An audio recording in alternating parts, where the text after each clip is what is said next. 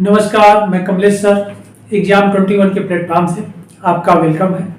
इस सेशन में हम लोग वैदिक काल का जो टॉपिक चल रहा है, इसमें जो ये टॉपिक भौगोलिक विस्तार, आर्यों का भौगोलिक विस्तार है, उस पर भी हम लोग डिस्कस कर लेते हैं। और यह एग्जाम के दृष्टिकोण से बहुत ही इंपॉर्टेंट है और एग्जाम में हमेशा यहाँ से क्वेश्चन आपके पूछे जाते हैं, चाहे वह यूपीएससी का एग्जाम हो, यूपीपीसीएस का या अदर स्टेट सिविल सर्विसेज के एग्जाम हो, सभी के लिए यह क्वेश्चन बहुत ही इंपॉर्टेंट है। ओके, बहुत ही सिंपल तरीके से, साइंटिफिक तरीके से, सिंपल और साइंटिफिक तरीके से हम लोग समझते हैं कि जिससे एग्जाम में आपके जो क्वेश्चंस पूछे जाते हैं, रीजनाइजेशन के क्वेश्चन भी, कथन कार्ड के, वह भी क्वेश्चन आपके गलत ना हो। ओके, तो हम लोग आर्यों का भौगोलिक विस्तार, और आर्य कौन थे? तो वैदिक एज में थे। ओके, यानी वैदिक काल में। वैदिक काल का टाइम पीरियड हम लोग 1500 से 600 ईसा पूर्व देखे ही है। लेकिन जो भौगोलिक विस्तार यानी इन क्षेत्रों में, भारत के किन क्षेत्रों में, किन भौगोलिक क्षेत्रों में इनका निवास था, उस पर हम लोग डिस्कस करते हैं। तो पहले हम लोग पूर्व वैदिक काल को देखेंगे, यानी पूर्व वैदिक काल में आर्यों का भौगोलिक विस्तार। तो पूर्व वैदिक काल में अगर देखा जाएगा तो यहाँ 1500 से 1000 के बीच हम लोग देखेंगे। ओके, क्योंकि पूर्व वैदिक काल का जो टाइम पीरियड है वह 1500 से 1000 के ईसा पूर्व के बीच है। ओके, तो पूर्व वैदिक काल हम लोग देख रहे हैं। वैसे टोटल वैदिक काल का टाइम पीरियड है, हम लोग देख भी चुके हैं, 1500 से लेकर के 600 बीसी। ओके, 600 ईसा पूर्व है। लेकिन पूर्व वैदिक काल का टाइम पीरियड है आर्यों का 1500 से 1000 ईसा पूर्व। ओके, तो इस काल में हम लोग देखते हैं कि आर्य भारत के, इस मैप से क्लियर आपका हो जा रहा है कि भारत के उत्तर पश्चिम क्षेत्रों में, ओके, उत्तर पश्चिम क्षेत्र में, भारत के उत्तर पश्चिम क्षेत्र में आर्यों का निवास क्षेत्र था। तो इसके बारे में जानकारी हमें ऋग्वेद से मिलती है, मतलब जो एविडेंस है, जो साक्ष्य हमें मिलता है वह है ऋग्वेद। ओके, तो पूर्व वैदिक काल के बारे में एकमात्र जो एविडेंस है, साक्ष्य है, वह है 4 वेदों में सबसे प्राचीन अथवा प्रथम वेद ऋग्वेद। तो ऋग्वेद में जिन नदियों का उल्लेख मिला है, आर्य जिन क्षेत्रों में थे उस क्षेत्र की नदियों का उल्लेख मिला है, उस क्षेत्र के पर्वत पहाड़ों का उल्लेख मिला है, पर्वत चोटियों का उल्लेख मिला है। ओके, हिल्स का नाम भी उसमें है। और इन क्षेत्रों के विस्तार से के बारे में जो हम डिस्कस करते हैं, तो बेस है, आधार है ऋग्वेद। ओके, तो आइए हम लोग देखते हैं कि ऋग्वेद में किन किन नदियों का उल्लेख मिला है और किन पर्वत चोटियों का उल्लेख मिला है। ओके, तो ऋग्वेद में जिन नदियों का उल्लेख मिला है उस पर हम लोग डिस्कस कर लेते हैं। तो पहली बात तो यह है कि अगर वर्तमान में देखा जाए तो जो साक्ष्य हमें मिले हैं, एविडेंस मिले हैं, उसके आधार पर पूर्व वैदिक कालीन आर्यों का जो विस्तार हम लोग देखेंगे तो वह अफगानिस्तान, यानी 3 देश हमें देखने को मिलते हैं, अफगानिस्तान, पाकिस्तान और इधर इंडिया यानी भारत। ओके, तो इधर भारत हो गया, पाकिस्तान हो गया और अफगानिस्तान। इस प्रकार 3 देशों में अगर देखा जाए तो आर्यों का, पूर्व वैदिक कालीन आर्यों का भौगोलिक विस्तार था, या जिन क्षेत्रों में वह निवास करते थे भारत के। ओके, यानी भारत के उत्तर पश्चिम क्षेत्रों में। उस समय जो भारतवर्ष हमारा था वह अफगानिस्तान तक था। ओके, अफगानिस्तान, पाकिस्तान और भारत। ओके, और पाकिस्तान और भारत का बंटवारा तो आप लोग जानते ही हैं कि 1947 में हुआ, 1947 में हुआ। ओके, तो आर्यों का जो भौगोलिक विस्तार था उत्तर पश्चिम क्षेत्रों में, तो ऋग्वेद में जिन नदियों का, पहले हम लोग देख लेते हैं कि भारत, उन नदियों के बारे में जो भारत और अफगानिस्तान के क्षेत्रों से होकर के बहती थी। ओके, तो उस नदी को अगर हम लोग देखा जाएगा तो सिंध नदी है, सबसे बड़ी नदी है जो सिंध नदी है, और सिंध नदी है, और शेष अन्य उसकी सहायक नदियां हैं। शेष अन्य सहायक नदी में झेलम नदी, चेनाब नदी, रावी नदी, ब्यास नदी और सतलज नदी। ओके, यह सभी सिंधु नदी की सहायक नदी हैं, जाकर के सिंध नदी में मिल जाती हैं। और यह सभी नदियां जाकर के सिंध नदी अरब सागर में जाकर के विलीन हो जाती है, यानी समुद्र में मिल जाती है। ओके, तो अब यह नदियां भारत से, इनका ओरिजिन तो भारतीय भू क्षेत्रों से होता है या भारतीय क्षेत्रों से होता है, झेलम का, चेनाब का, रावी का, ब्यास का, सतलज का और सरस्वती का। ओके, जबकि सिंध नदी है और सतलज नदी है, यह भारतीय क्षेत्र से बाहर से इनका उद्गम होता है और यह भारत से होते हुए या पाकिस्तान होते हुए यह नदियां अरब सागर में जाकर के गिर जाती है। ओके, तो यहाँ पर इन नदियों का, यह तो वर्तमान नाम से हम लोग परिचित है कि सिंधु नदी, झेलम, चेनाब, रावी, ब्यास, सतलज, लेकिन ऋग्वेद में इन नदियों का क्या नाम था, यह आपके एग्जाम के लिए बहुत ही इंपॉर्टेंट है। तो आइए इनको हम लोग देख लेते हैं। तो पहला पॉइंट है, आर्यों का भौगोलिक विस्तार 3 देशों में था। तो 3 देश हम लोग देख ही लिए, अफगानिस्तान, पाकिस्तान और भारत। और भारत के उत्तर पश्चिम क्षेत्रों में था, संपूर्ण भारत में नहीं था। यानी 7 सिस्टर जिसको कहते हैं, उत्तर पूर्व के देशों के तरफ नहीं था। उत्तर पूर्व से तात्पर्य है अरुणाचल प्रदेश, नागालैंड, मणिपुर, मेघालय, मिजोरम, त्रिपुरा। ओके, उधर नहीं था। और दक्षिण भारत में भी नहीं था। दक्षिण भारत में से तात्पर्य नर्मदा ताप्ती नदी के नीचे इनका विस्तार नहीं था। लेकिन नर्मदा ताप्ती का विस्तार पूर्व वैदिक काल में भी नहीं था, उत्तर वैदिक काल में हुआ। तो पहले पूर्व वैदिक काल का हम लोग देख लेते हैं। तो पूर्व वैदिक काल में जो भारत और पाकिस्तान देश की जो नदियां हैं, उनका नाम ऋग्वेद में क्या मिलता है उसको देख लेते हैं हम लोग। तो ऋग्वेद में नाम इधर हम लोग लिख डाले हैं और इधर आधुनिक नाम से इंट्रोड्यूस हो रहे हैं, हम लोग परिचित हो रहे हैं। तो सिंधु नदी का नाम सिंधु नदी ही है, ऋग्वेद में भी सिंधु नदी नाम है। इसके बाद दूसरी जो नदी है वितस्ता है। वितस्ता नदी का आधुनिक नाम झेलम नदी है, आपके एग्जाम में हमेशा पूछा जाता है। इसके बाद आस्किनी नदी है, इसका जो वर्तमान नाम है चेनाब नदी। इसके बाद अगली नदी है बिपाशा नदी और इसका आधुनिक नाम है ब्यास नदी, आपके एग्जाम के लिए बहुत ही इंपॉर्टेंट है।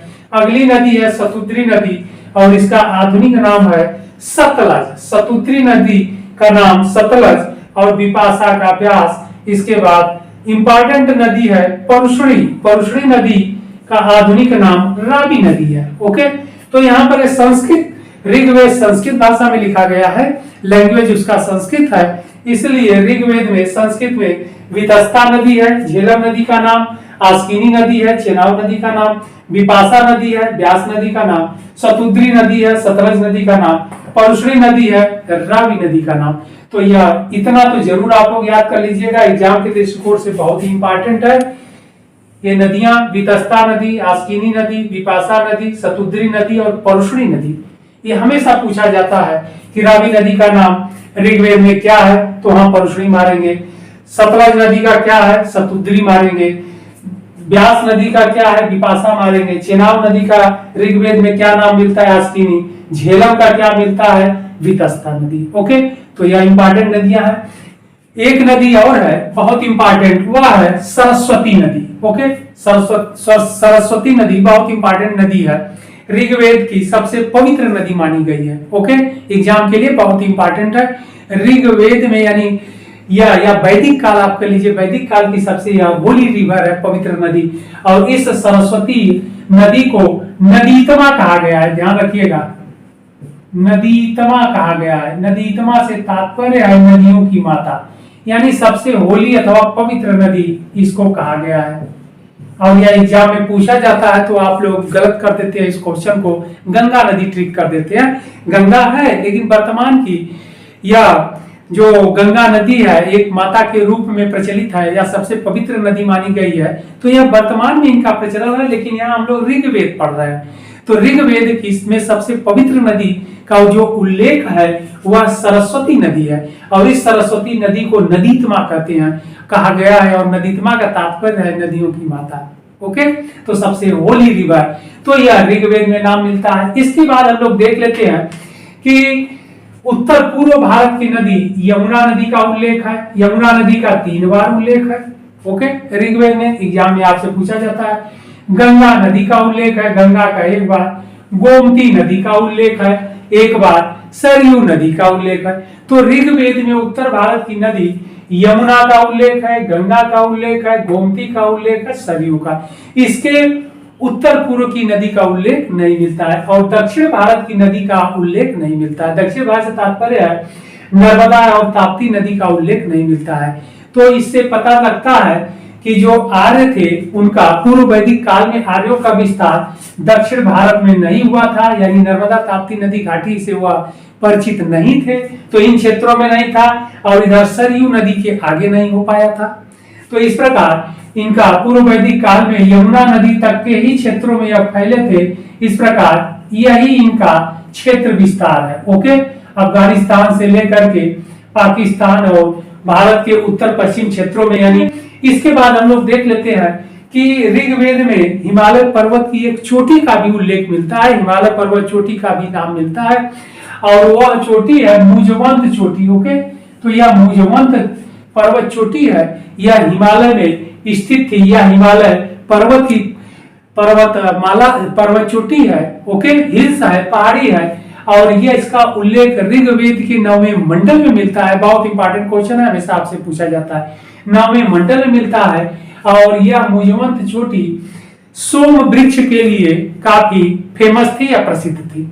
ओके, यानी इस पर्वत चोटी पर, हिमालय के इस पर्वत चोटी पर सोम वृक्ष की अधिकता थी, या सोम वृक्ष पाए जाते थे, और उस सोम वृक्ष से क्या निकलता था, एक प्रकार का जूस निकलता था, रस निकलता था, जिसे सोम रस के नाम से जाना जाता था। और सोम रस आर्यों और उनके देवताओं का मुख्य पेय पदार्थ था, यानी मेन ड्रिंक था। ओके, तो मुख्य पेय पदार्थ था। तो इस प्रकार हिमालय की मात्र एक पर्वत चोटी से आर्य परिचित थे, वह है मुजवंत पर्वत चोटी। ओके, तो इस प्रकार पूर्व वैदिक काल में आर्यों का भौगोलिक विस्तार अफगानिस्तान, पाकिस्तान और फिर भारत के उत्तर पश्चिम क्षेत्रों में ही थे, और इधर विंध्य पर्वतमाला के उत्तर में ही थे, या विंध्य पर्वत श्रेणी के उत्तर में थे, और इधर यमुना नदी के उत्तर पश्चिम में थे। ओके, तो यही इनका भौगोलिक विस्तार था। अब एक पॉइंट और बचा, वह बचा हम लोग भारत और पाकिस्तान देश से बहने वाली नदी को तो देख लिए, लेकिन अफगानिस्तान के देश में या अफगानिस्तान क्षेत्र से बहने वाली कौन सी नदियां थी जिनका ऋग्वेद में उल्लेख है, उनको भी हम लोग देख लेते हैं। ओके, अब हम लोग अफगानिस्तान के क्षेत्र में या अफगानिस्तान देश में बहने वाली जो नदी, उनको देख लेते हैं जिनका नाम ऋग्वेद में मिलता है, इंपॉर्टेंट है। तो ऋग्वेद में क्या नाम था, वर्तमान नाम क्या नदी का है, कुभा नदी, जिसे काबुल कहते हैं वर्तमान में, काबुल नदी। और यह नदी पश्चिम से आकर के सिंध नदी में मिल जाती थी। ओके, यानी आप ऐसे कहिए कि यह पश्चिम दिशा से आकर के अफगानिस्तान से जितनी भी नदियां बहती थी, वह पश्चिम दिशा से आकर के सिंधु नदी में मिलती थी। ओके, और इधर से ये सारी नदियां झेलम हुआ, चेनाब हुआ, रावी हुआ, ब्यास हुआ, सतलज, यह सभी पूर्वी क्षेत्र से या पूर्वी भाग से आकर के बहती थी। ओके, क्योंकि इधर ईस्ट हुआ और इधर वेस्ट हुआ, इसलिए अफगानिस्तान की ओर से जो नदियां बहती थी आकर के मिलती थी सिंधु नदी में, वह पश्चिम दिशा से आकर बहती थी, और भारत के क्षेत्रों से जो नदियां आकर के सिंधु नदी में मिलती थी वह पूर्वी क्षेत्रों से। ओके, तो पहली नदी कुभा है जिसे काबुल नदी कहते हैं, दूसरी नदी गोमल नदी है जिसे गोमती नदी कहते हैं, और गोमती नदी एक भारत में भी है। ओके, लेकिन जो गोमल नदी है वर्तमान में उसका गोमती नदी नाम है, जो अफगानिस्तान में पड़ती है, ध्यान रखना है। सुवास्प नदी जिसे स्वात नदी कहते हैं वर्तमान में, क्रुभु नदी जिसे कुर्रम नदी कहते हैं। ओके, तो यह सभी नदियां अफगानिस्तान के देश में बहती थी और आकर के सिंध में मिल जाती थी, यानी सिंध की सहायक नदी थी। इस प्रकार ऋग्वेद में अफगानिस्तान, पाकिस्तान और भारत के क्षेत्र में बहने वाली नदियों का जो नाम था उसको हम लोग देखे। इसके बाद यमुना नदी का भी नाम का उल्लेख है, गंगा का भी उल्लेख है, यमुना का 3 बार आया है, गंगा का 1 बार, गोमती का 1 बार, सरयू नदी का 1 बार। ओके, तो इन नदियों का उल्लेख है, जबकि नर्मदा, ताप्ती नदी और विंध्य पर्वत यानी दक्षिण भारत के किसी नदी का उल्लेख नहीं है। और इसके बाद सरयू नदी के आगे की नदी, यानी आप कह लीजिए बिहार की नदी, पश्चिम बंगाल की नदी, 7 सिस्टर यानी अरुणाचल प्रदेश या सिक्किम कह लीजिए, या मणिपुर, नागालैंड, त्रिपुरा, या 7 सिस्टर जो पूर्व के 7 राज्य हैं उसके किसी नदियों का उल्लेख नहीं है। इसका मतलब यह है कि सरयू नदी से इधर के ही क्षेत्रों का उल्लेख ऋग्वेद में हमें मिलता है, यानी उत्तर भारत, पाकिस्तान और अफगानिस्तान का। दक्षिण भारत के भी न नदियों का नाम है और न इधर के पठार का नाम है और न किसी पर्वत चोटी का। ओके, तो यह पूर्व वैदिक कालीन आर्यों का भौगोलिक विस्तार था। अब हम लोग देख लेते हैं उत्तर वैदिक कालीन आर्यों का भौगोलिक विस्तार। ओके, यानी उत्तर वैदिक काल में आर्यों का विस्तार किन क्षेत्रों में हुआ। ओके, और उत्तर वैदिक काल के बारे में, उत्तर वैदिक काल का जो टाइम पीरियड है 1000 से 600 ईसा पूर्व। ओके, और 1000 से 600 ईसा पूर्व में आर्यों का भौगोलिक विस्तार किन क्षेत्रों में हुआ, तो वो देख लेते हैं। तो देश तो रहेगा ही अफगानिस्तान, पाकिस्तान और भारत, लेकिन उत्तर वैदिक काल में जो आर्यों का भौगोलिक विस्तार हुआ उसके बारे में हमें जानकारी जो मिलती है वह है यजुर्वेद, सामवेद और अथर्ववेद। ओके, तो इनके आधार पर हम लोग देखते हैं कि इन वेदों में आर्यों के किन क्षेत्रों का उल्लेख मिलता है, किन नदियों का उल्लेख है, किन हिमालय के पर्वत चोटियों का उल्लेख है। ओके, तो आइए हम लोग देखते हैं। तो यहाँ पर सतपथ ब्राह्मण है, यजुर्वेद का है। ओके, इस सतपथ ब्राह्मण में पूर्वी भारत के यानी पूर्व भारत के सदानीरा, ओके, सदानीरा जिसे गंडक नदी कहते हैं, सदानीरा नदी का उल्लेख है। सदानीरा नदी का उल्लेख है और यह नदी कौशल और विदेह राज्य की सीमा से होकर बहती थी। ओके, यानी सतपथ ब्राह्मण में पूर्व भारत के गंडक यानी सदानीरा नदी का उल्लेख है जो कौशल और विदेह राज्य की सीमा से होकर बहती थी। तो गंडक नदी आज यह एक तरह से कह लीजिए वर्तमान उत्तर प्रदेश में देखा जाए और बिहार बॉर्डर, उत्तर प्रदेश यानी गोरखपुर जनपद से होते हुए यह बिहार में चली जाती है या बिहार स्टेट या बिहार राज्य में होकर के जाकर के गंगा नदी में मिल जाती है, यानी गंगा की यह सहायक नदी है। तो पूर्व में उत्तर वैदिक काल में आर्यों का जो विस्तार था इस गंडक नदी तक हो गया। ओके, जबकि पूर्व वैदिक काल में यह यमुना नदी के क्षेत्रों तक था। तो अब यहाँ तक इनका हो गया।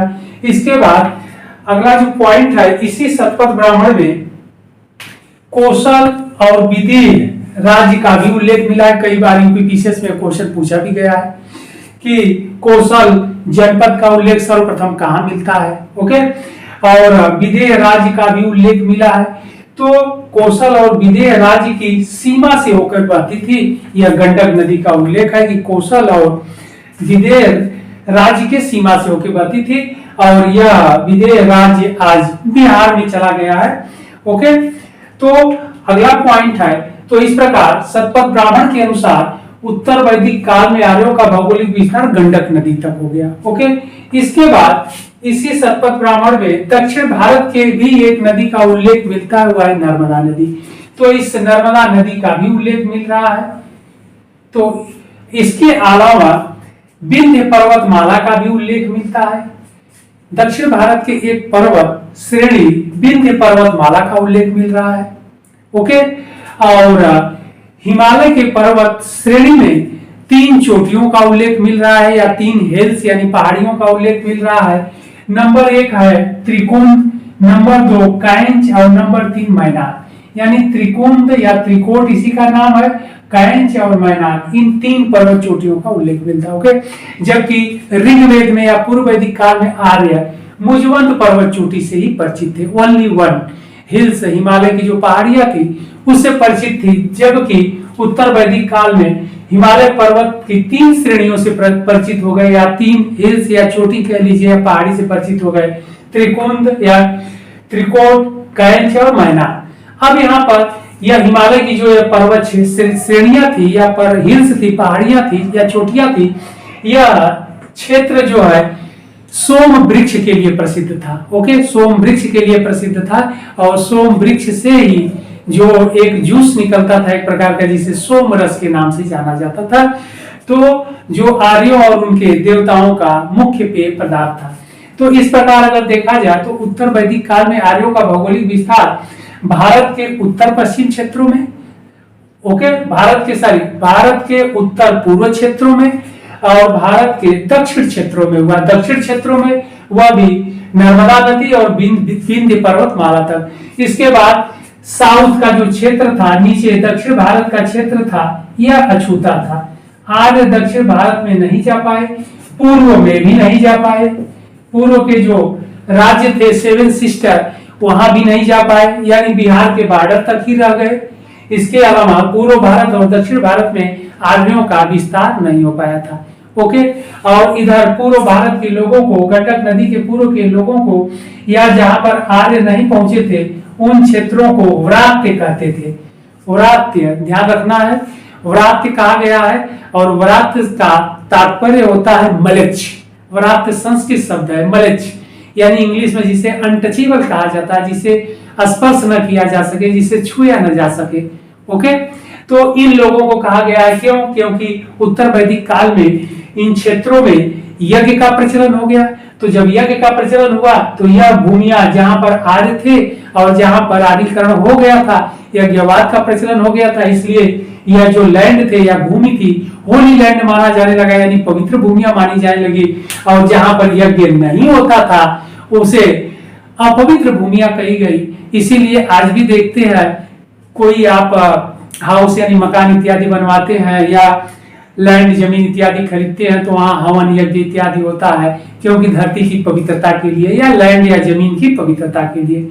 ओके, तो जहां पर आर्यीकरण नहीं हुआ था वहां यज्ञवाद का प्रचलन नहीं था। यज्ञवाद का प्रचलन नहीं था तो वह भूमि कैसी मानी जाती थी? अपवित्र मानी जाती थी। ओके, और जहां पर यज्ञवाद का प्रचलन हो गया था वह होली लैंड माना जाता था, पवित्र भूमियां मानी जाती थी। इसलिए अपवित्र भूमि के निवासियों को व्रात्य कहा जाता था, मलिच्छ कहा जाता था, गंदे लोग कहा जाता था, अपवित्र लोग कहा जाता था, अनटचेबल कहा जाता था। ओके, तो यह था वैदिक काल का भौगोलिक विस्तार। ओके, बहुत अच्छे से हम लोग देखे हैं, यह आपके एग्जाम के लिए बहुत ही इंपॉर्टेंट है, आप लोग इसे अच्छे से देखिएगा। ओके, फिर हम लोग अगले टॉपिक में मिलते हैं।